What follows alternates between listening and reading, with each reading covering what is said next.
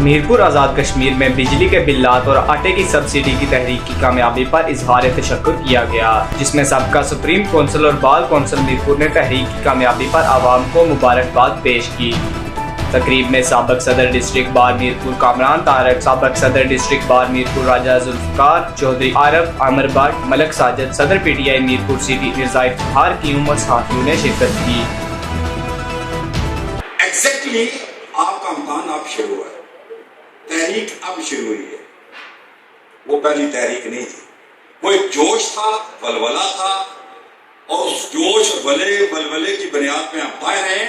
अब दिमाग का जो खेल है वो शुरू हुआ है, और गवर्नमेंट पाकिस्तान ने जो 76 सालों से कश्मीरियों के साथ बारीक वारदात डालते रहे, वही बारीक वारदात आप भी डाली कि हमने कहा पैदावारी लागत है।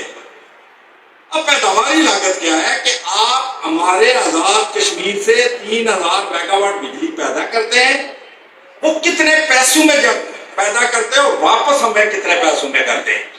जो 2004 से अगर ऑनवर्ड कर दें ना, जो एग्रीमेंट हुआ 2001 जून में, तो उस पर भी 3 खरब रुपए बनते हैं, तो ये 23 अरब को मैं किधर रखूं। इसलिए मैंने कहा बड़ी बारीक वारदात उन्होंने डाली है। तहरीक का आगाज अब है। यूएनओ के अगर चार्टर के तहत अगर हम कश्मीरियों का स्टेटस देखा जाए तो वो भी डिटरमिन होना है।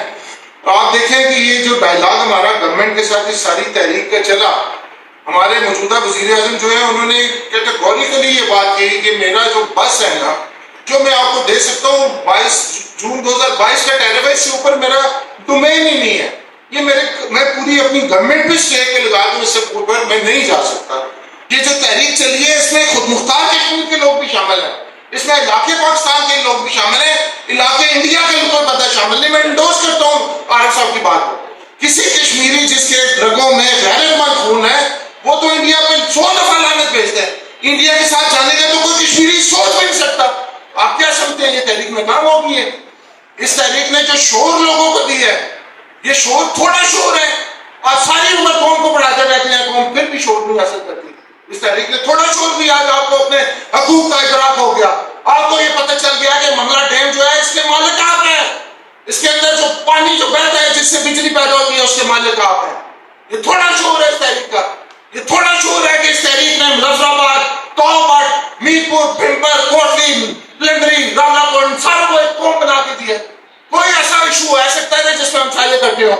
आज इस तहरीक ने जो है बिजली की तहरीक ने सारा को इकट्ठा किया, तो ये तो अभी छोटे से इजाफा है।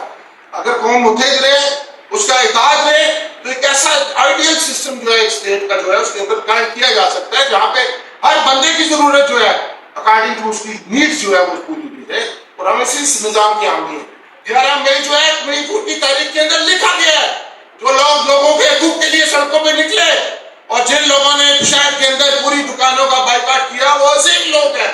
ये मीरपुर की तारीख अब लिखी गई है, आप इसको मिटाने की तायार कोशिश करते रहे, नहीं मिटा सकते। अगर 45 दिन के अंदर 45 दिन में हमने दे दिए, आप ये हमारे मुतालबात पूरे कर लेते तो ये खून खराबा नहीं होना था। मैं समझता हूँ इस पूरे खून खराबे का जुआ जो है ये मैं डालता हूँ वज़ीर आज़म आज़ाद कश्मीर अनवार उल्लाह साहब।